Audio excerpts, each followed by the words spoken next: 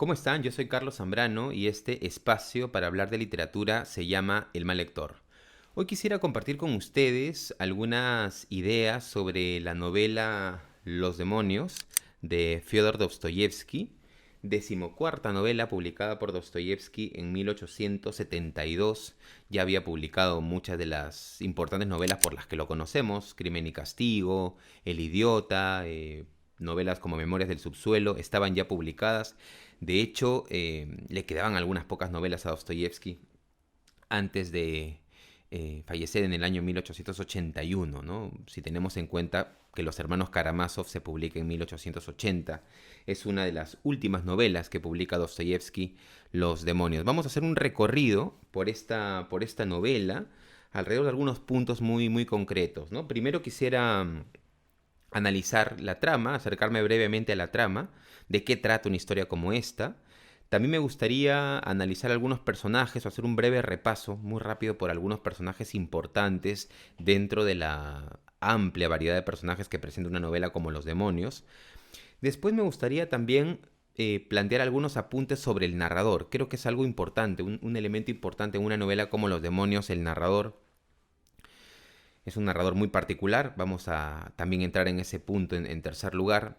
En cuarto lugar, me gustaría analizar o acercarme, compartir con ustedes algunas escenas que me parecen memorables en una novela como Los demonios. Novelas que recorren todo el libro, que apuntan a algunos personajes, que nos arrojan algunas luces sobre lo que nos podríamos encontrar en una novela como esta, una novela muy amplia, una novela de, bueno, casi 900 páginas, Los demonios.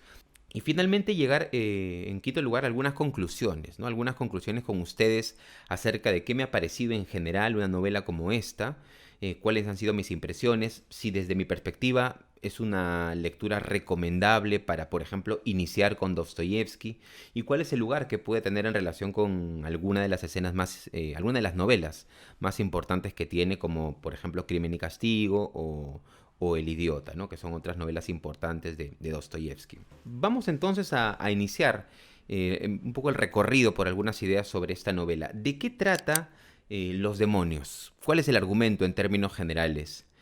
Bueno, aborda la historia de una serie de personajes, dos de manera muy concreta, yo diría, que intentan tomar una pequeña ciudad, es lo que podríamos decir, tomar el control de una pequeña ciudad. Dos personajes principalmente, Nikolai Stavrogin y Piotr Verhovensky. Ellos dos, a partir de una conspiración junto a un grupo de otros personajes, intentan sembrar el caos, colocar un pequeño pueblo en mucho desorden a partir de algunos actos desconcertantes. Y en ese intento se va dando la novela. En el camino aparecen muchísimos personajes y asistimos previamente a conocer un poco esta pequeña ciudad.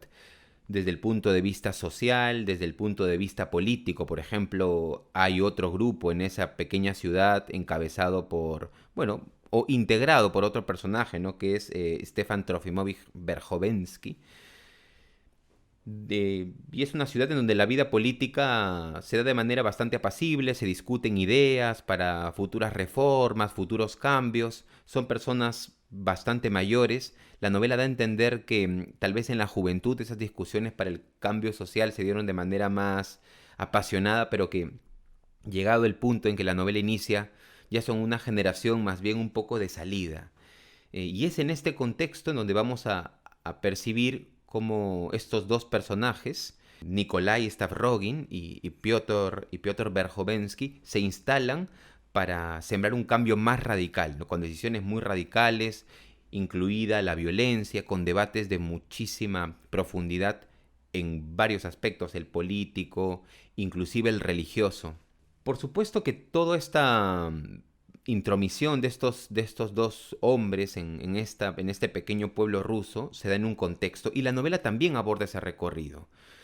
Cómo son algunas costumbres, cómo se gestaban, por ejemplo, los matrimonios, cómo se gestaba la vida cultural.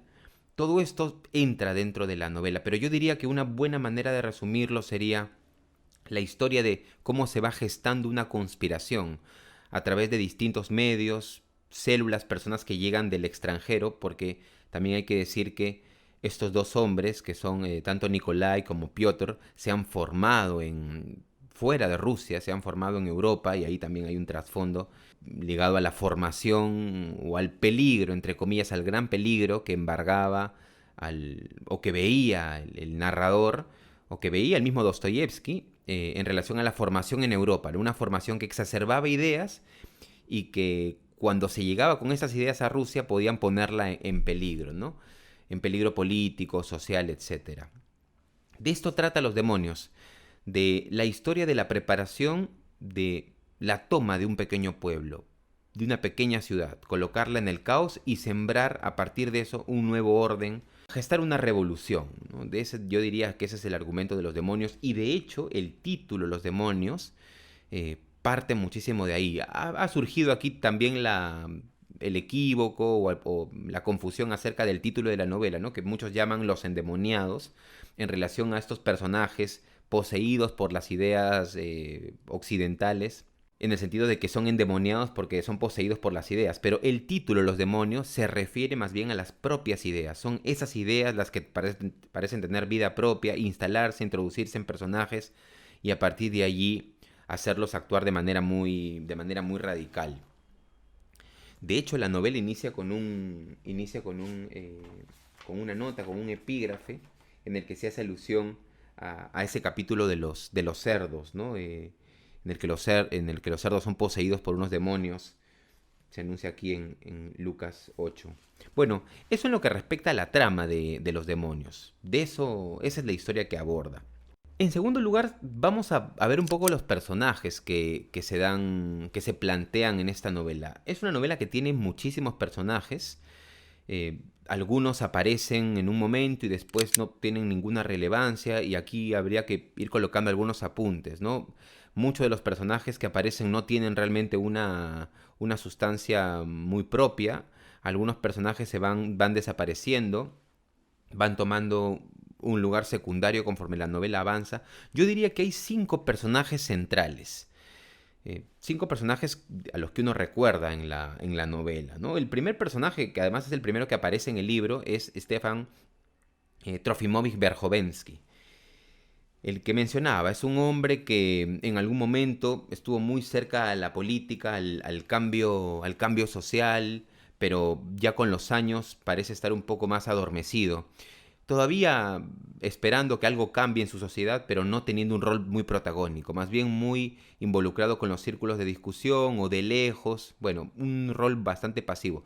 Va a ser interesante este personaje porque va a tener casi el protagonismo, yo diría, de las 100 o 150 primeras páginas.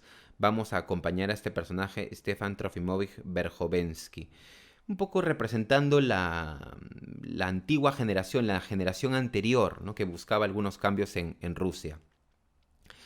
Pero creo que a partir de cierto momento el protagonismo es tomado por otros 2 personajes, que eran los que mencionaba, ¿no? El personaje de Nikolai Stavrogin y Piotr Verhovensky, que llegan desde fuera, llegan desde Europa, a raíz de algunos viajes donde han estado estudiando o entrando en contacto con nuevas ideas en relación a las revoluciones, y llegan a Rusia para precisamente llevar a cabo estos cambios a través de decisiones muy radicales. Lo mencionaba un poco cuando hablaba la trama, ¿no? Cuando mencionaba la trama, por momentos gestando algunos atentados o colocando algunos escándalos o llevando a cabo hechos que conduzcan a ser conocidos por todos. Son personajes además psicológicamente muy complejos. A lo largo de toda la novela, a partir de los diálogos que tienen, la conversación que tiene, por ejemplo, Nikolai con Piotr, o Piotr con otro personaje que es importante, que lo voy a mencionar también ahora, ¿no? Que es Kirillov, van surgiendo ideas alrededor de qué piensan sobre la muerte, qué piensan sobre la política, qué piensan sobre Dios, qué piensan sobre su misma ciudad. Pero son 2 personajes muy enigmáticos, sin duda son el punto central de una novela como Los demonios. Hay 2 personajes que me parecen adicionalmente centrales a este libro. Como he dicho, hay muchísimos personajes. Por decir, hay un personaje que no lo mencionaba, que es el personaje de Bárbara Petrovna, por ejemplo, que está muy cerca al primer personaje que mencionaba, a Stefan Trofimovich.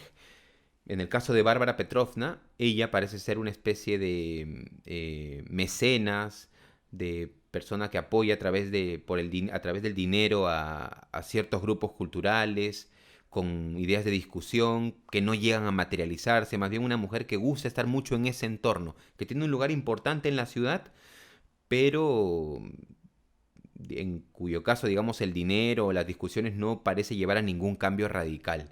Y ahí va a haber una marcada oposición, yo diría, entre Nikolai Stavrogin y Piotr Verhovensky, por un lado, que son el cambio más radical, el cambio rápido y radical, y del otro lado, Stefan Trofimovich Verhovensky y Bárbara Petrovna, que son eh, esa generación que se entretiene discutiendo, estando cerca de las discusiones políticas, pero sin llegar a materializar ningún cambio.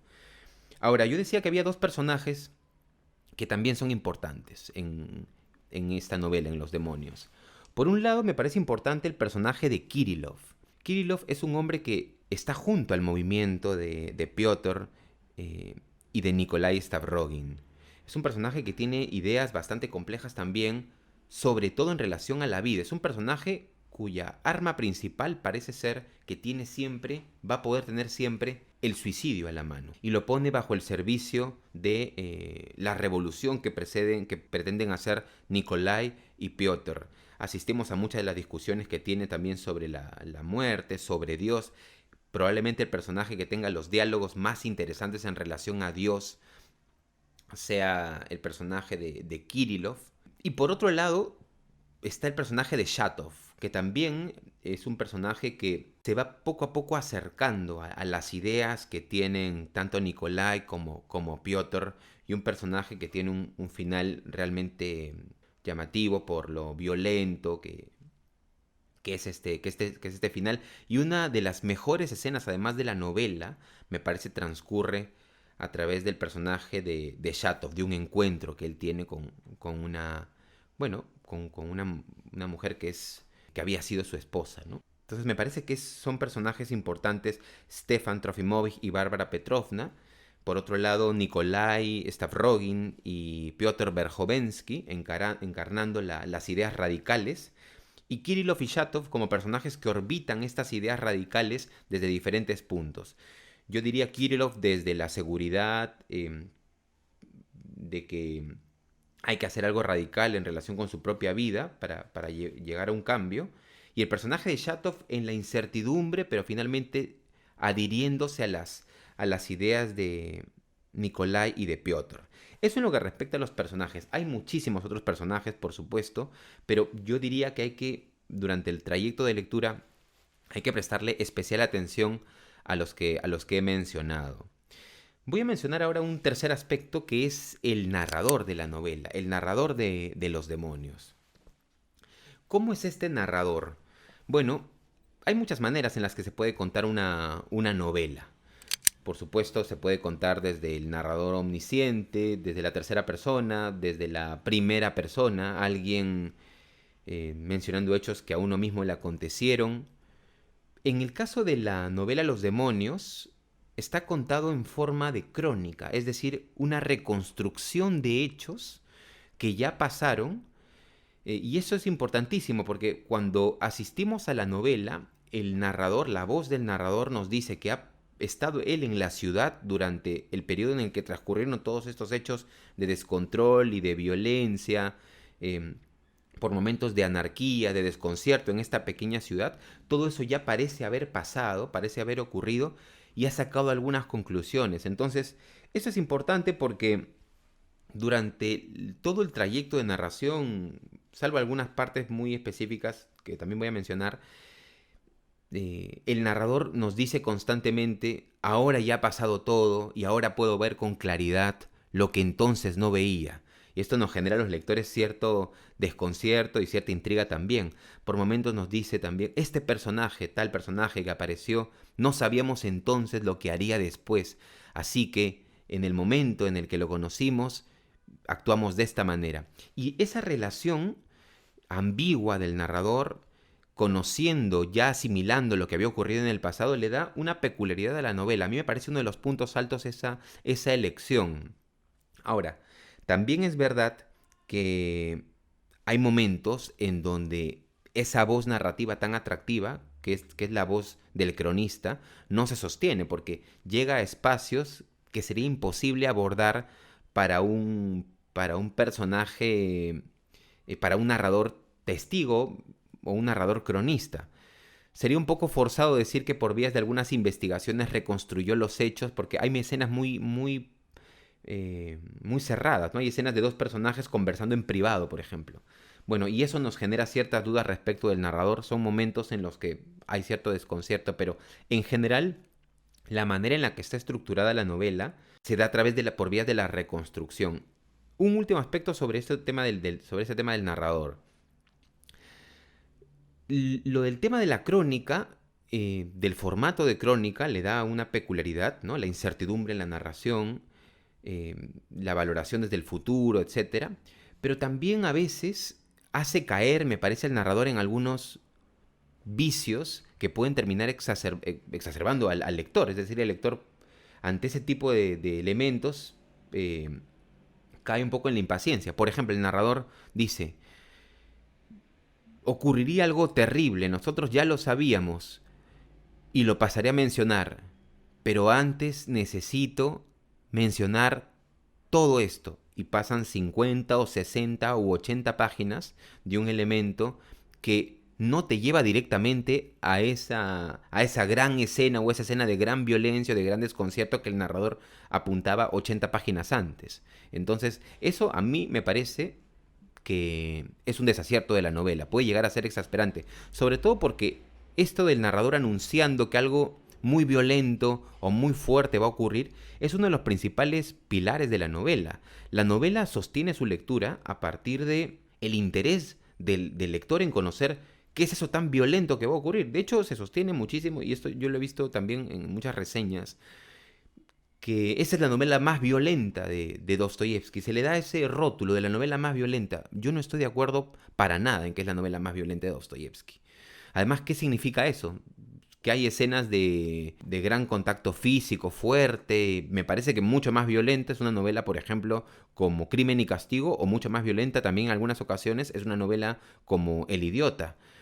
En El Idiota hay una escena, por ejemplo, en la que se anuncia este episodio biográfico de Dostoyevsky, ¿no? Que es la condena a muerte y el dolor, la angustia. En El Idiota hay un momento como ese. Y la escena en Crimen y Castigo, en donde Raskolnikov mata a la usurera, también me parece una escena de gran violencia. Entonces, también decir que esta novela es la novela más violenta de Dostoyevsky, no sé a dónde apunta, no sé por dónde va.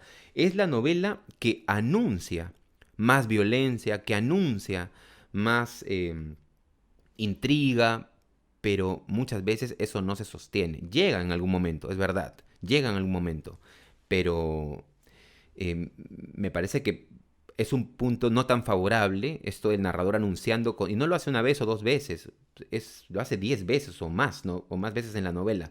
El narrador anunciando: vendría algo terrible, pero antes voy a desarrollar bien los personajes o los antecedentes.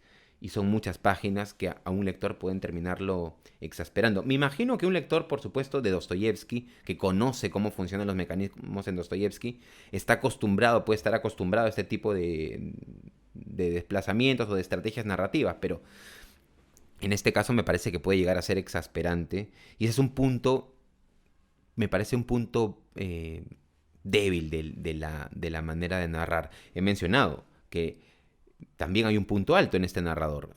Evaluar desde el futuro, o inclusive por momentos desde la inseguridad lo que ocurrió, diciendo que lo está reconstruyendo, le da a la novela un giro que acerca más el libro al siglo XX, a la manera de narrar del siglo XX, y ni qué decir del siglo XXI, ¿no? Donde ya la narración se vuelve desconcertante, la inseguridad entre el narrador y lo narrado es mucho más visible. Entonces, bueno, ustedes pueden también sacar sus conclusiones sobre el narrador. No sé si han leído la novela o si la leen, y a partir de eso sacan algunas conclusiones. Eso sobre el narrador. Ahora, la novela, aunque tiene momentos, es una novela larga, lo he dicho, es una novela de casi 900 páginas y tiene partes un poco débiles, bastante débiles, yo diría así, por momentos exasperantes, pesadas, pero también hay que decir, para ser justos, que es una novela que tiene grandes escenas. Los demonios tiene novelas, tiene escenas inolvidables. Yo voy a hacer un pequeño repaso por algunas. Había tomado nota de algunas escenas que me parecen importantes en un libro como este. Un primer momento que me gusta mucho, no sé si contarlo como una escena, pero creo que es una excelente puerta de entrada. La novela empieza hablándonos de presentándonos, ¿no? Al personaje de Stefan Trofimovich Verhovensky, y se habla de un poema que él elaboró. Creo que es una excelente puerta de entrada. Cuando uno inicia las primeras 30 páginas de la novela te absorbe muchísimo.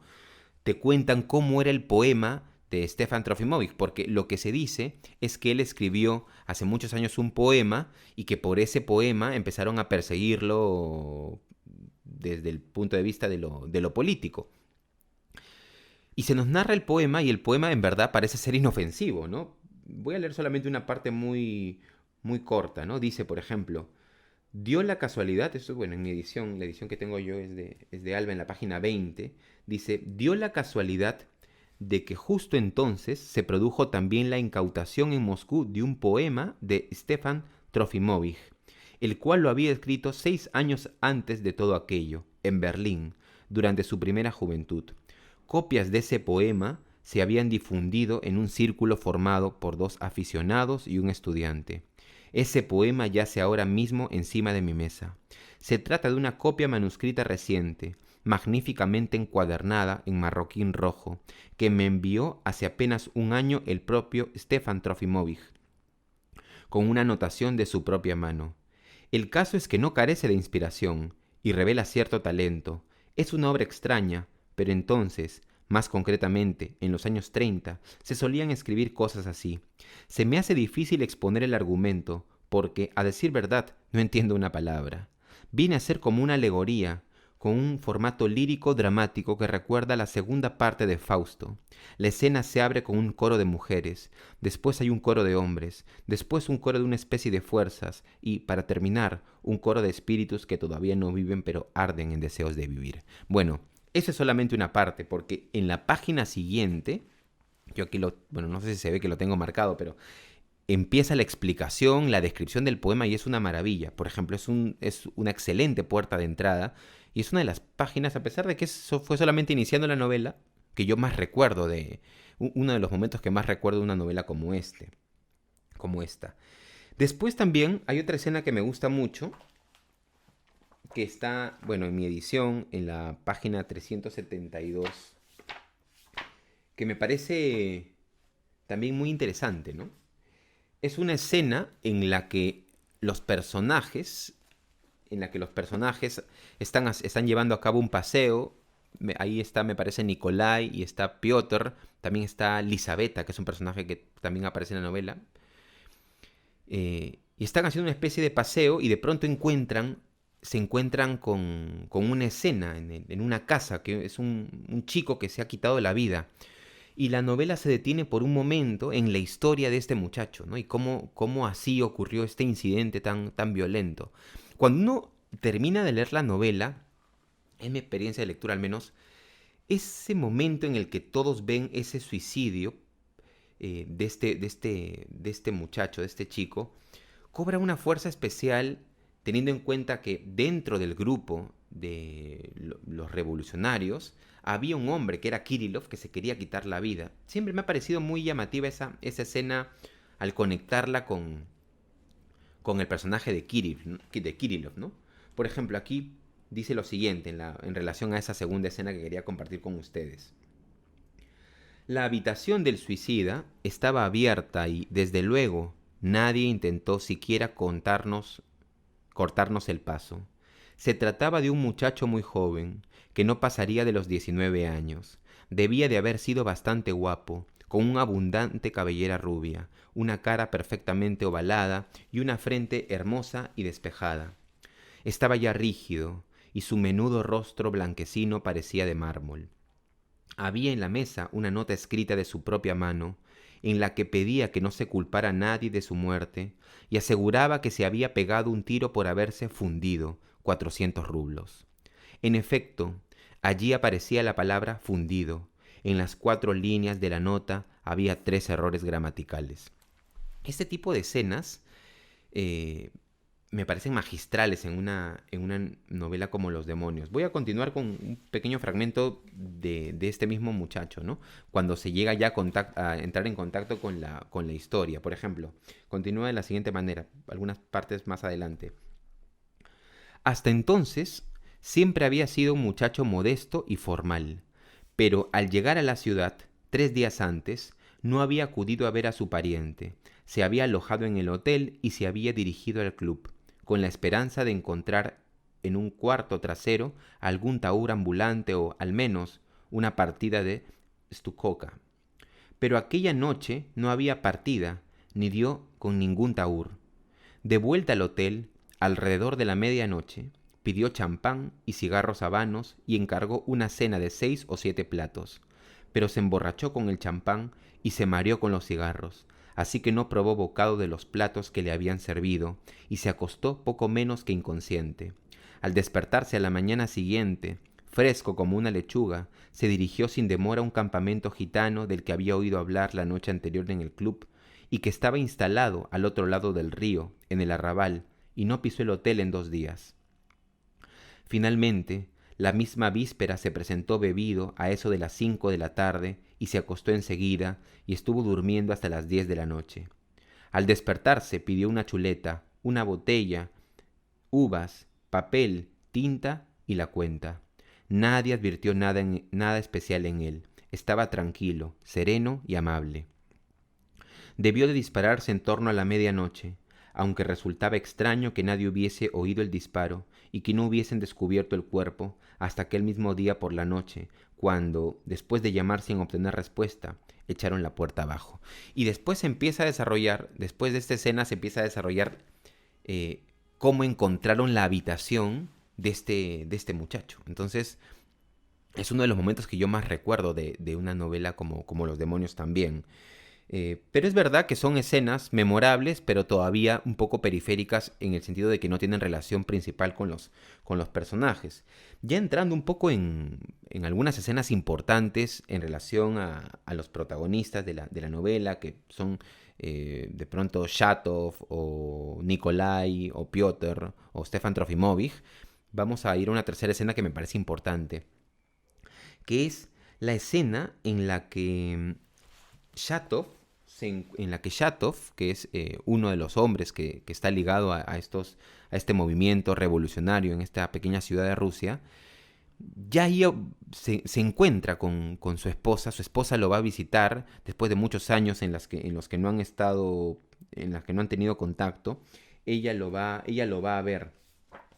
Y uno sabe que algo le va a ocurrir a Shatov, que algo muy, muy, bueno, algo terrible va a ocurrirle, pero antes de que eso le ocurra, la narración le da uno de los momentos más felices de su vida, que es que su mujer, que había estado lejos de él mucho tiempo, lo busca en su casa. Es una casa muy sencilla, casi, casi una casa pequeña, una casa casi miserable, la manera como se nos narra esta escena. Y a Shatov se le ve tan feliz de que ella lo visite, al punto de que la quiere servir en todo, le quiere proporcionar las mayores comodidades, los mayores lujos dentro de sus limitadas posibilidades. Voy a leer con ustedes algún fragmento que me gustó mucho de esta escena. Dice lo siguiente, en mi edición en la página 638. Y le dirigió una larga mirada de cansancio, de extenuación. Esto es cuando ella, la mujer de Shatov, lo mira, ¿no?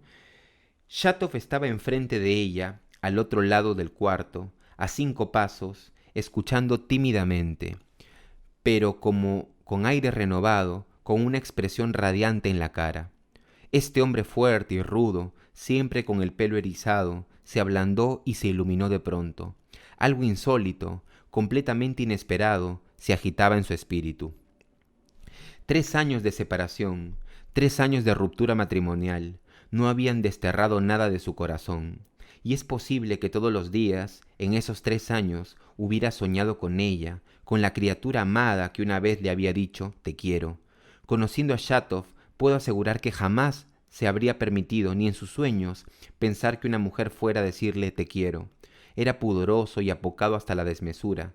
Se tenía por un monstruo espantoso, odiaba su propia cara y su carácter, y se comparaba con alguno de esos fenómenos que únicamente se pasean y se exhiben en las ferias. En consecuencia, apreciaba la honradez por encima de todo y se entregaba fanáticamente a sus convicciones. Era lúgubre, orgulloso, irascible y taciturno. Pero ahí estaba la única criatura que lo había amado un par de semanas. Una criatura a la que en todo momento había considerado infinitamente superior a él, aun siendo perfecta y lúcidamente consciente de todos sus errores. Una criatura a la que podía perdonárselo todo, todo, de eso no había discusión posible. Más bien ocurría lo contrario, que desde su punto de vista él tenía la culpa de todo. Y esa mujer, esa María Shatova, de pronto, estaba otra vez en su casa, otra vez delante de él. Es uno de los momentos más memorables, desde mi punto de vista, de una novela como Los demonios, el encuentro que tiene Shatov con su esposa, con su ex esposa, y lo mucho que se ilusiona. Y aquí, como decía, lo importante es que se acerca algo muy, muy triste y muy trágico en la vida de Shatov. Ya a esas alturas de la lectura uno lo tiene más o menos claro, y hay este pequeño obsequio de la vida, de la narración al personaje de Shatov. Vamos a ir con un par más de escenas que me parecen centrales en una novela como Los demonios.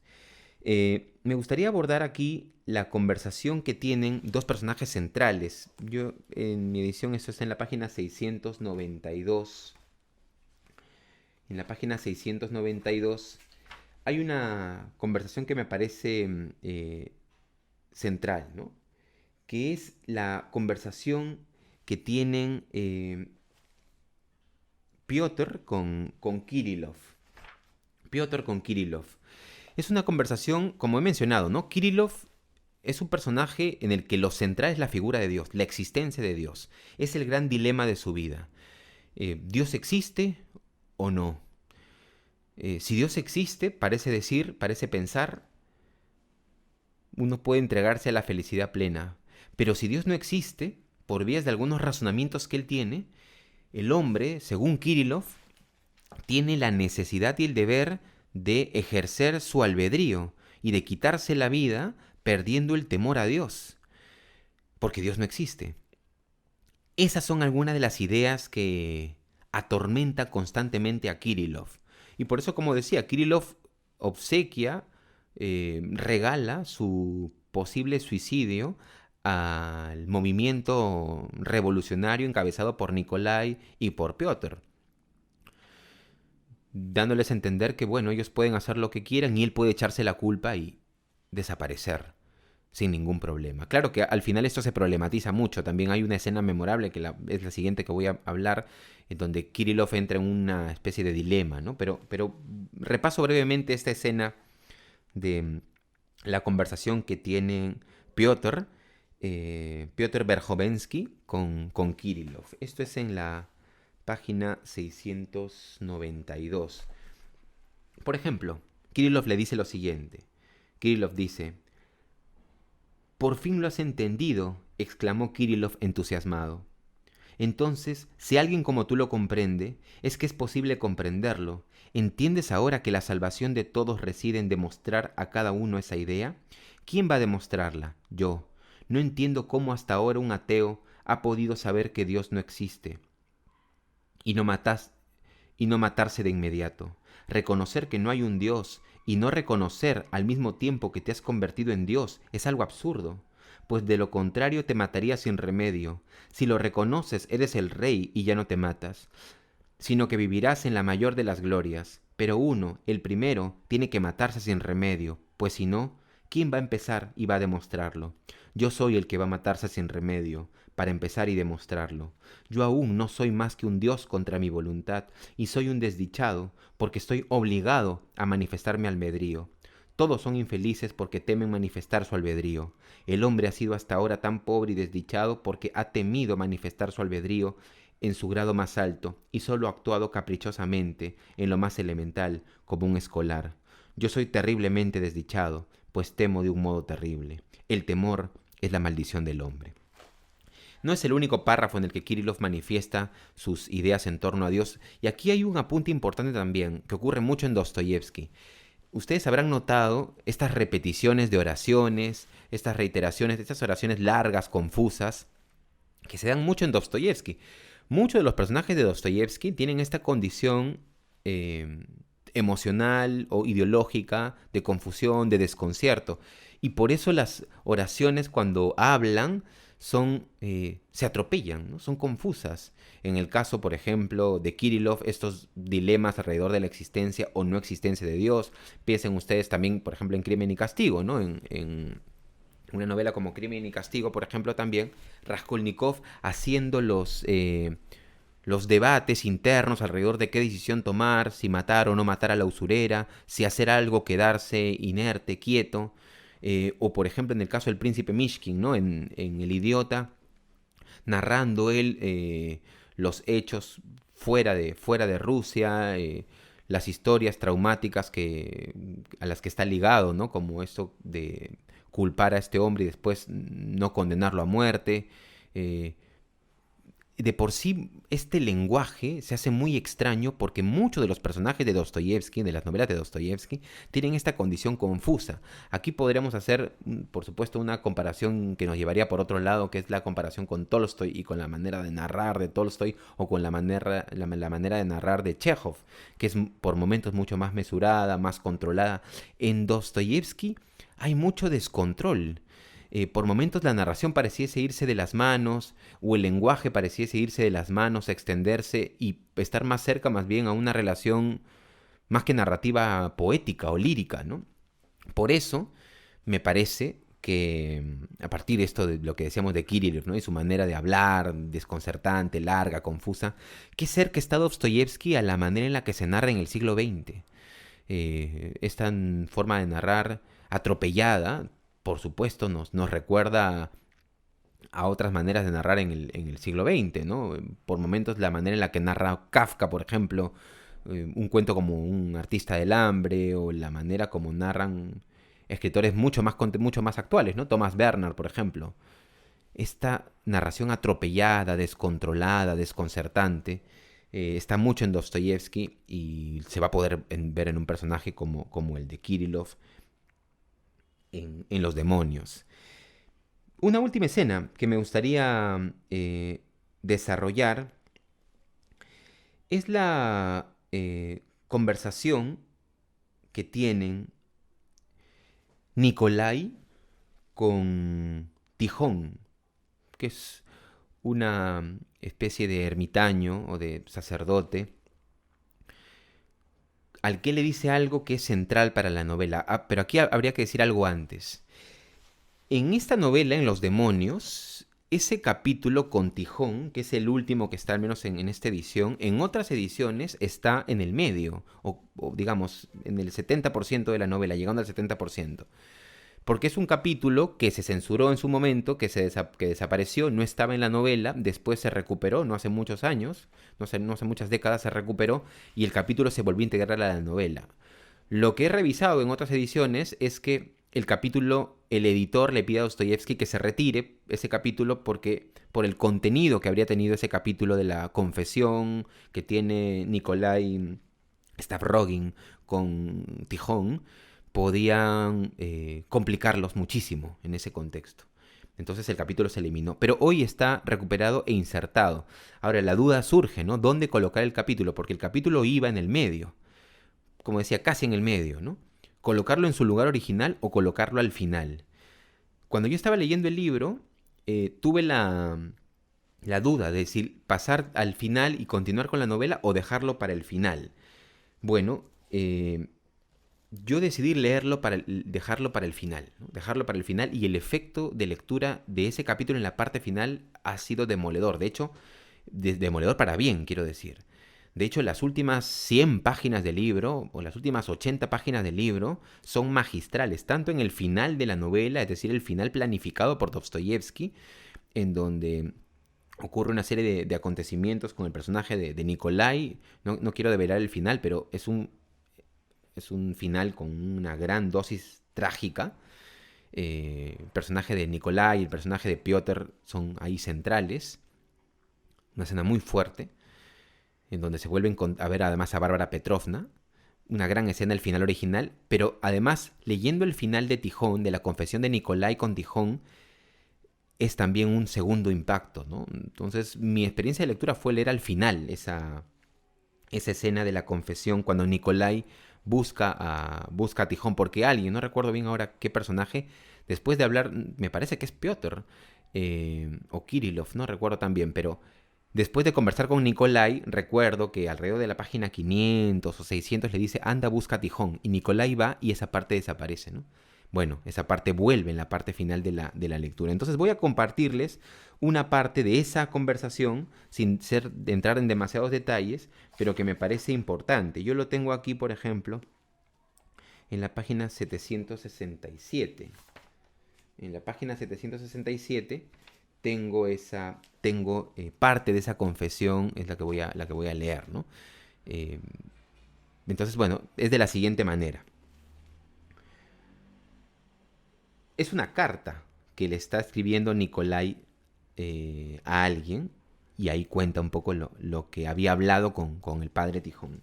Dice, toda situación extraordinaria, ignominiosa, humillante sin medida, abyecta y, ante todo, grotesca en que me he encontrado en mi vida, me ha inspirado siempre, a la vez que una rabia extrema, un deleite increíble. Eso es exactamente lo que he sentido cuando he cometido algún delito y cuando he puesto mi vida en peligro. Si robaba algo, mientras cometía el hurto, me extasiaba la conciencia de lo profundo de mi vileza. No era vileza en sí lo que me embriagaba. En ese aspecto estaba en mi sano juicio, sino que el placer derivaba de la atormentada conciencia de mi degradación. De igual modo, cada vez que aguardaba, a pie firme en la barrera, a que mi adversario disparase, experimentaba esa sensación humillante y violenta, y hubo una ocasión en que llegué al paroxismo. Confieso que yo mismo, a menudo, buscaba estos lances, porque es para mí la emoción más fuerte que existe. Al recibir una bofetada en el rostro, y he recibido 2 en toda mi vida, lo he sentido igualmente, a la par que una ira tremenda. Pero, al verse refrenada la ira por la humillación, el placer sobrepasa todo lo imaginable. Es parte de la confesión de Stavrogin, de Nikolai Stavrogin a Tijón, esta parte de la novela que fue censurada en su momento y que hoy ya está integrada no solamente a la edición de Alba, sino también a otras ediciones, ¿no? Como la de Penguin, por ejemplo, y me parece también la de Alianza Editorial. Eh, entonces, bueno, son 5 escenas. Por supuesto hay muchas más escenas en la novela que son interesantes, pero quería compartir con ustedes estas escenas. Y entonces, bueno, vamos a algunas conclusiones, ¿no? Algunas conclusiones sobre la novela Los demonios de Fyodor Dostoyevsky. Bueno, mi conclusión es que esta es una novela irregular. Es una novela irregular en su ejecución. Es una novela que tiene un gran planteamiento, una serie de hombres que quieren tomar el control de una pequeña ciudad, sumirla en el caos para implementar un nuevo orden, una nueva estructura o el desorden total. Y la idea me parece muy original, o por lo menos muy prometedora. La ejecución de la novela creo que se le termina saliendo de las manos a Dostoyevsky. ¿Por qué? Porque hay momentos en donde la novela parece ir por direcciones que el lector se pregunta, ¿pero qué sentido tiene llevar la novela por este lado? Y no hablo solamente en términos argumentales, o sea, cuando alguien dice que a una novela le sobran páginas, no se está refiriendo, o no debería estarse, desde mi punto de vista, refiriendo solamente a que todo en la novela debe estar al servicio de la historia, pero sí todo en una novela debe estar al servicio de la experiencia de lectura. Hay que diferenciar. Algo no puede de pronto favorecer a la historia o estar en la línea de contribuir a la historia. No estamos hablando aquí de la experiencia de lectura, de que quiero enterarme más de la trama y la historia es lo único que me importa. Pero si una novela, por lo menos, debería apuntar a que todas sus novelas se enriquezcan dentro de lo posible. No siempre se logra. Sabemos que la novela es un género imperfecto, ¿no? Pero a la experiencia de lectura. Y yo creo que esta novela, a veces, muchas veces, no cumple con ese objetivo. se va por las ramas. Por ejemplo, las 150 primeras páginas, las 30 primeras o 40 o hasta yo diría las 50 primeras páginas son muy prometedoras porque parecen ir en una dirección. Pero a partir de la página 70 o la página 80, la novela se va perdiendo, se va diluyendo. Aparecen personajes en un momento, después desaparecen, la novela se traslada, no se llega a profundizar como me parece la novela pediría en los personajes de Nikolai y Stavrogin, en la formación que tienen, dónde estuvieron, cómo entraron en contacto con esas ideas. Yo sé que puede ser un poco antojadizo pedirle esto a una novela que es otra cosa, ¿no? Pero la novela es como si pidiese eso y no se da. Se van dando situaciones que no contribuyen mucho a la trama y yo diría que un 30% o un 40% de la novela va un poco en esa línea. Ahora, dicho esto, es una novela que tiene grandes páginas, como ocurre muchísimas veces en Dostoyevsky. Ocurre en El Idiota. Yo creo que Crimen y Castigo, por ejemplo, Crimen y Castigo sí es una novela más regular. De hecho, es una de las novelas que más me gustan de Dostoyevsky, Crimen y Castigo. La intensidad que tiene me parece magistral, ¿no? Creo que ahí puede haber una excepción, pero en general me parece que esta novela tiene partes impresionantes, partes inolvidables como las que he leído, pero en el medio hay muchísimos espacios que desconciertan y pueden llegar realmente a ser exasperantes. Cuando uno termina la novela, y sí me gustaría terminar un poco con esta idea, es verdad, cuando uno termina la novela, sí se siente agradecido con la novela, por las escenas que le ha generado, por los recuerdos que tiene, de las discusiones entre Stavrogin y Nikolai, entre Piotr y Kirillov, por lo atormentado que por momentos se siente Stefan Trofimovich, y por el final. El final es una maravilla, las 80 o 90 últimas páginas son fenomenales, pero me parece que con todo es una novela bastante irregular. Importante de leer, creo que es importante de leer, pero sí me parecería una decisión no tan acertada empezar por aquí con Dostoyevsky, ¿no? Creo que habría que leer Crimen y Castigo, después de pronto Los demonios, El idiota, después Memorias de un subsuelo, Memorias del subsuelo, de pronto después podríamos continuar con Los demonios, conociendo bien ya a Dostoyevsky, cuáles son sus desplazamientos, sus estrategias, y sí terminar con Los hermanos Karamazov, ¿no? Que es una novela que me gustaría, bueno, revisar bien a futuro, ¿no? Los hermanos Karamazov y sacar algunas conclusiones. Con todo, es una novela cuya lectura sí recomiendo. Tiene puntos débiles, claro que sí, y creo que no está mal relacionarse así con los clásicos. Los clásicos también pueden tener puntos débiles. Y también creo que es una novela de grandes escenas. Una novela a la que uno termina agradeciendo la experiencia de lectura. Bueno, esa ha sido un poco mi experiencia de lectura con Los demonios. Me demoré un poco en hacer esta reseña, también un poco por el desconcierto que me generó al principio, pero son algunas de las ideas que quería compartir con ustedes. Bueno, hasta aquí entonces con mi experiencia de lectura con esta novela, Los demonios, publicada, no sé si lo dije, en 1872 por Fyodor Dostoyevsky. Espero les haya gustado el video. Por favor, no olviden compartirlo, no olviden suscribirse también a El Mal Lector. Recuerden que pueden encontrar El Mal Lector en Facebook para conocer más información sobre las reseñas o los talleres de lectura que dirigimos. También el canal de YouTube, El Mal Lector. Muy bien, será entonces hasta otra oportunidad. Yo soy Carlos Zambrano y esto fue El Mal Lector.